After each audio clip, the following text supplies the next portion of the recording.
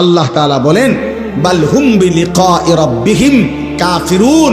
হে বন্ধু, মনে রাখবেন সমস্ত কাফের মুশরিকদের বক্তব্যের মূল কাহিনী হলো, মূল ঘটনা হলো তারা আখিরাত বোঝে না, এটা না, আখিরাত বুঝে, বরং ওরা এটা বুঝে যে আখিরাত মেনে নিলে গুনাহ ছেড়ে দিতে হবে, আখিরাত মেনে নিলে আল্লাহর ইবাদত করতে হবে, আখিরাত মেনে নিলে আল্লাহর মুখোমুখি হইতে হবে, আখিরাত মেনে নিলে ফুলসিরাত পার হইতে হবে, আখিরাত মেনে নিলে আমলনামা হাতে নিতে হবে, আখিরাত মেনে নিলে নিজেদের জিন্দেগির অসভ্যতা ছেড়ে দিতে হবে।